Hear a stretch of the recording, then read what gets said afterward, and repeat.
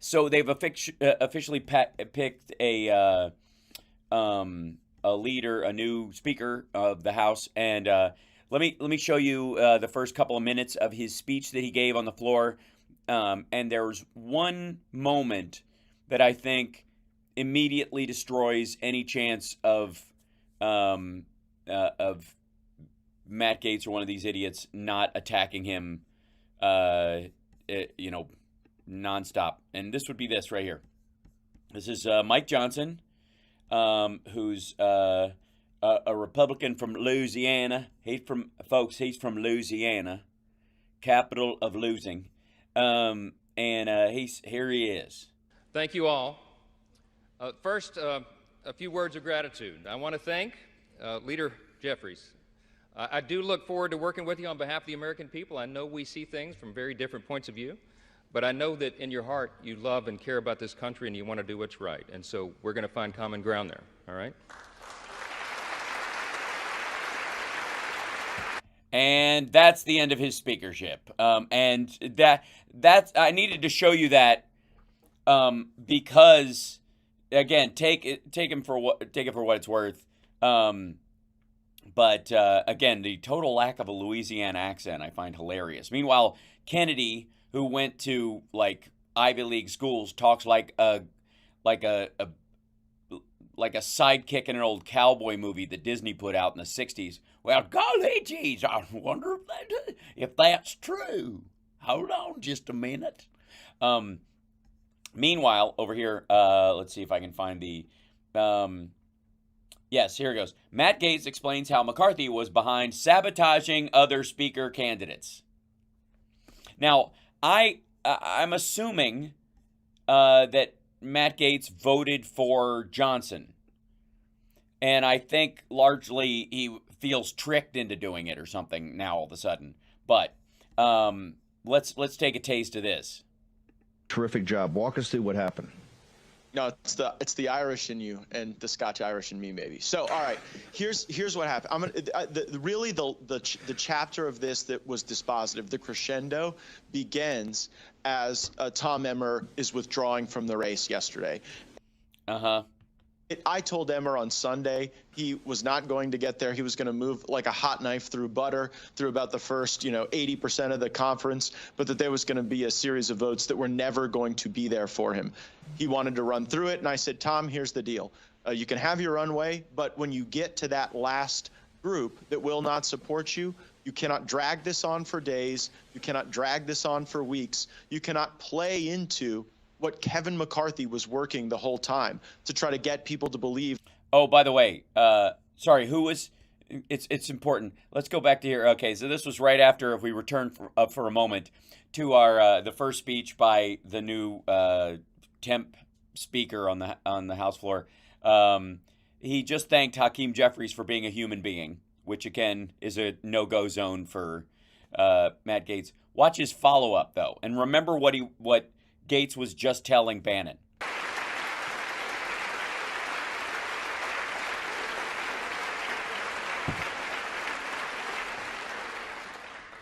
I want to express my great thanks for our Speaker Emeritus, Kevin McCarthy. By the way, only gets half the applause.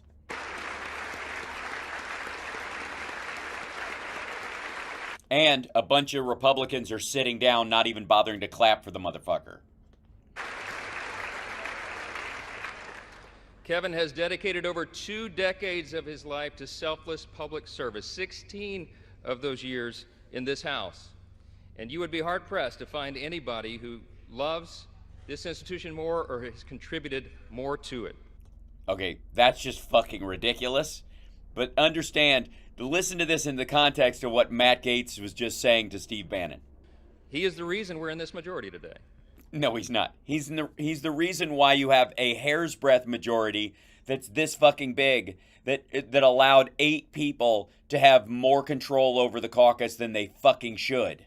This is why, goddammit, in your blue states, you don't not vote blue because it's going to go blue anyways. You fucking overwhelm the air. You make sure that if anything, you know, even if it's like it is a red district, if all the blue votes turned up, it wouldn't be red at all in a lot of these congressional districts. It hasn't been before. It doesn't need to be again.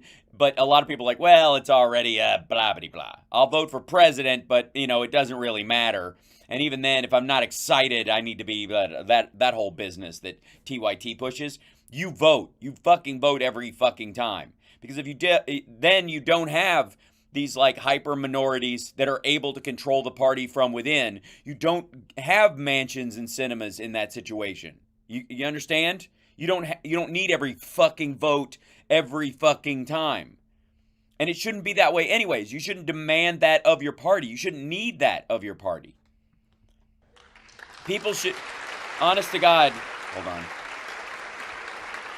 Honest to God, people should be able to break away from party and not vote with the party on whatever reason on occasion because they have enough of a mandate and enough of a crowd that they have earned over time to direct the vote.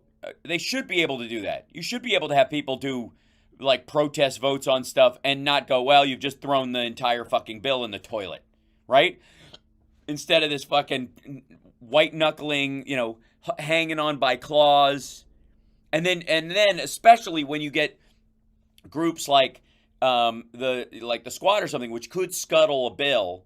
And this is, you know, on the other side, I don't give a shit about them, but they're in the exact same position with like the Free Dummy Caucus. You get a situation where those people, just a very few people, can destroy the work of the majority of voters because they can hold their nose or stomp their feet or fucking, you know, hold their breath till their face turns blue and destroy, you know, all the work that's been done because of an all or nothing approach.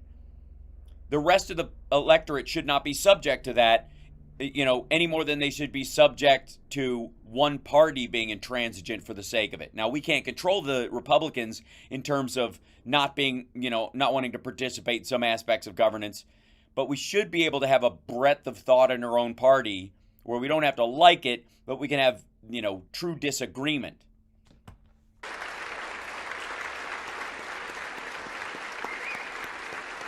So, anyways, they clap for fucking they clap for McCarthy. That the only person that could govern the Republican conference is Kevin McCarthy. So Emmer agrees that he's going to have his shot, but that it's going to be quick. So we. Yeah, you can have your impotent vote, right? That's the idea. That through the gestation system early yesterday. The gestation system. As Emmer is withdrawing, Mark Molinaro, a moderate New York freshman Republican, stands up at the microphone and says, well, instead of restarting this process and having a candidate forum and sending everybody home for a good cry, let's just take a non-binding poll on where people would be on the person who came in second to Tom Emmer, and that was Mike Johnson. And Elise Stefanik said, well, that's against the rules. The rules don't contemplate it. We can't do that. And brilliantly, Mark Molinaro says, then I move for unanimous consent that the rules be waived and we take a poll on whether or not Mike Johnson could be our speaker nominee.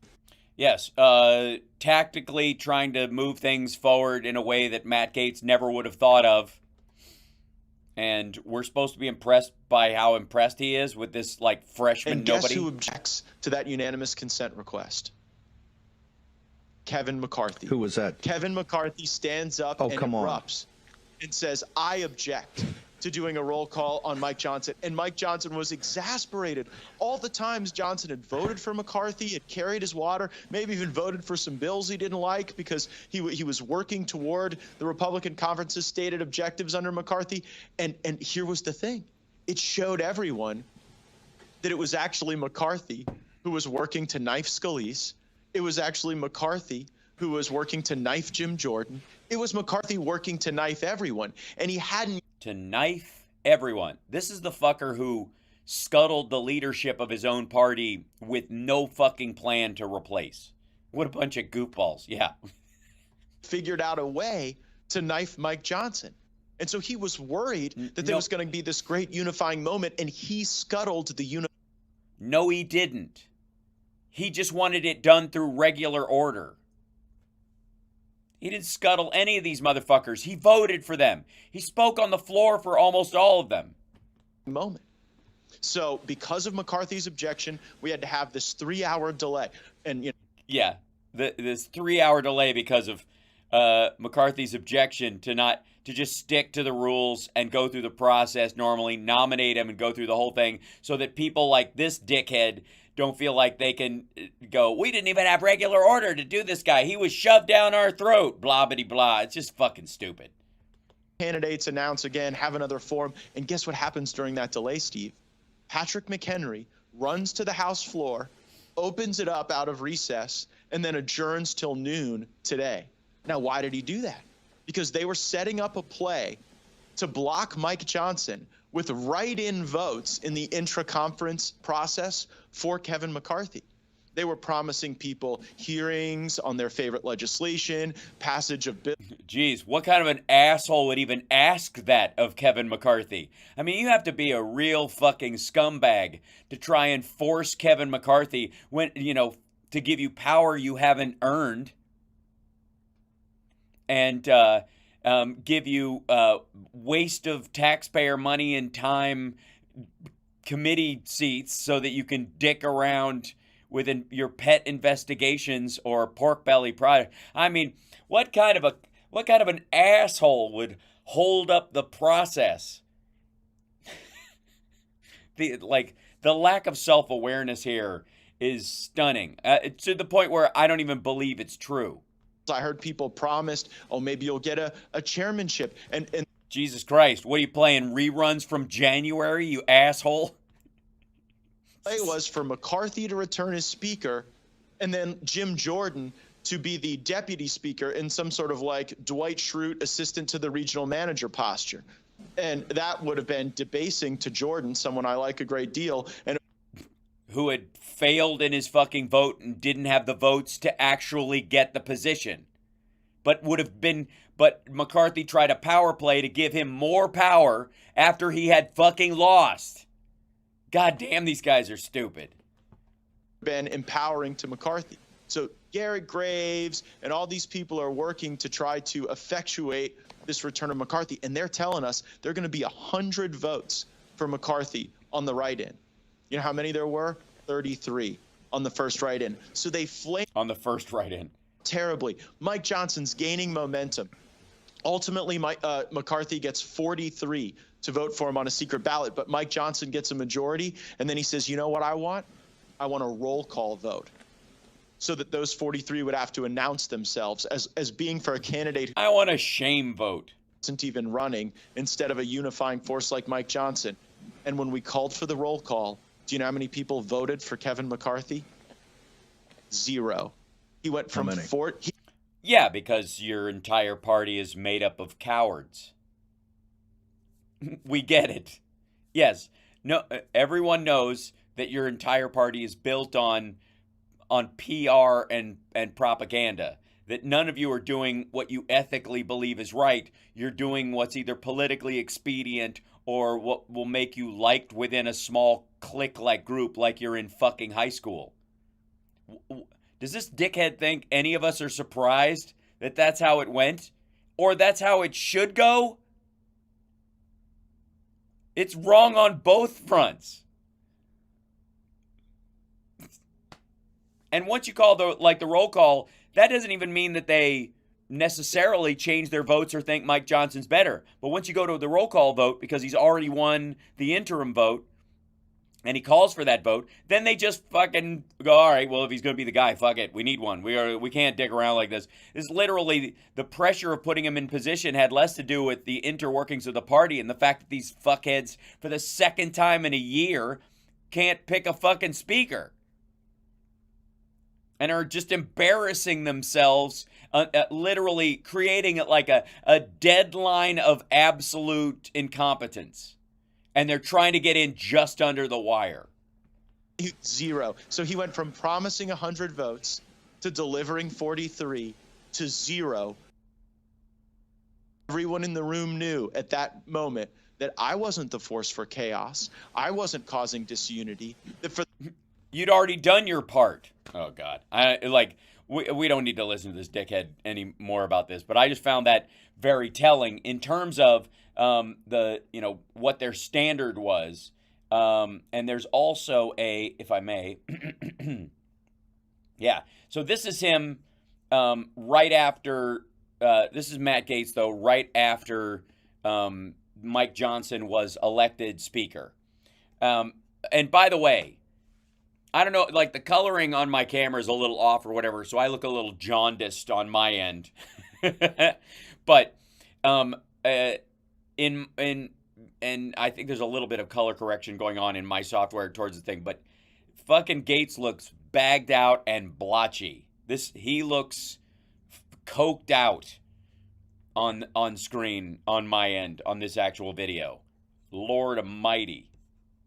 Hold on. Okay, here we go. This process. He got at first 30 some odd people and then 40 some odd people to vote for him. And the McCarthy objective was to block any other candidate from being able to assume the speakership. And after a while, that became evident. McCarthy scuttled Scalise. He ultimately scuttled Jordan. By the way, no, he didn't. Jordan spent as much time scuttling Scalise as anybody else did. This dickhead was running interference on anybody else as well, and they wanted Jim Jordan so bad, you know, from the Free Dummy Caucus, that they were, you know, that they literally, Jim Jordan is like talking to Scalise like he's a fucking child, a guy who has blood cancer and was shot as a representative of literally a political assassination attempt. Amongst a bunch of people. Dude shot up a fucking, you know, bipartisan softball game. And Scalise was in the crossfire, got wounded. And Jim Jordan's like, have your little stupid fucking vote and then we'll see. And like McCarthy had anything to fucking do with that. He ultimately scuttled Emmer. And at the end of the day, Emmer didn't have the votes, neither did Jim Jordan. They didn't need any help from McCarthy, and the people who didn't vote for those two guys weren't the, insofar as I know, weren't the majority of people who didn't vote for them. It was like 20 fucking lost votes. Jordan lost more votes as they went on. Universal appeal of Mike Johnson was too strong for him to oppose. The universal appeal, because nobody fucking knows this guy. One of the big reasons why the Republicans voted for Mike Johnson is because he's got the most generic fucking name and no name recognition. No, like, none of us would have been able to pick him out. And what did I say? What did I say when they were going to pick somebody? I'm like, they have to pick somebody that's a nobody, that you've never fucking heard of. That not, you know, that, you know, definitely behind the scenes has some sort of control structure. But none of these assholes with any TV cue. I can't remember ever seeing, you know, Mike Johnson on one of the, like, Fox shows or Newsmax or some shit selling this nonsense. Years ago, Congressman Molinaro of New York stood up and made a unanimous consent request after Mr. Emmer had pulled out. This is the same story he told Bannon. At that exact moment to take a roll call vote on Mike Johnson, and guess which member of Congress objected to that unanimous consent request? Phil Snavers Flagensteele of the gentle lady from Wisconsin's 39th. I don't think that's right. Kevin McCarthy. Oh, see, that was my second choice. Because he hadn't figured out a way to sabotage Mike Johnson. Because there was no reason to sabotage Mike Johnson, because he was middle of the road, nobody, whatever. Is the right guy. He's an inspirational leader. I'm so excited to go elect him Speaker of the House. Can you talk a little bit more about why you think Johnson is the right fit for the job? Yeah, he is really an oversight bulldog. I've been sitting next to Mike Johnson for 7 years on the House Judiciary Committee. We are no longer going to have the logjam for subpoenas and for oversight and for the rigorous work that our call demands. Why? I mean, the Speaker of the House, well, I mean, committees still have to get stuff out of committee to get it to the Speaker. How's he going to strong arm people? If you have some dickhead log jam in one of the committees, How the fuck is he going to, what's he going to do? He's either going to threaten or cajole them. What's he going to do it with? What's the motivation? If they've been doing it before, why the fuck would they not do it now? Unless they were just doing it because they fucking hate Kevin McCarthy? What a bunch of fucking children. Was the Republican? Yes, Johnson is a maggot, but he's a maggot, you know, yeah, I would say he's a tier below, interestingly enough, McCarthy. Because if you think back of all the times McCarthy went down to fucking Mar-a-Lago to gargle balls and court favor with Trump and all that shit. Mike Johnson's not even somebody that Trump really even knows about. He just told the name and he's like, yeah, I support him now, I guess. Committee chairman, he was a real fiscal hawk and he showed how to put downward pressure on spending. And unlike yeah, it doesn't make any difference. None of his shit got to be in fucking bills, dummy. You still got to get it through the Senate. The speaker's role is different than somebody on a fucking committee.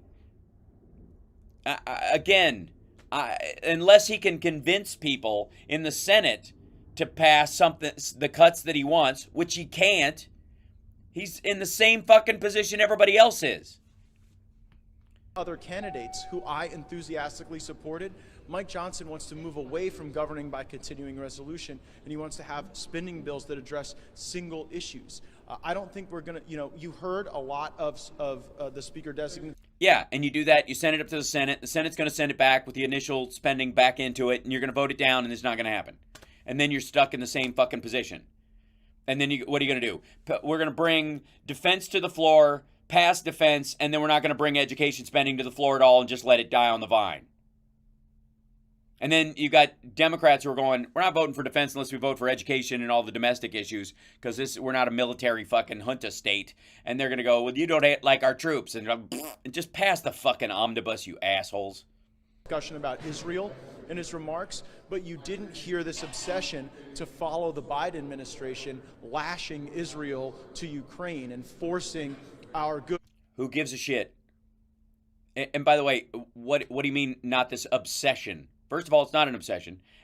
Secondly, that doesn't mean he won't sign that bill. That doesn't mean that bill's not coming to the floor.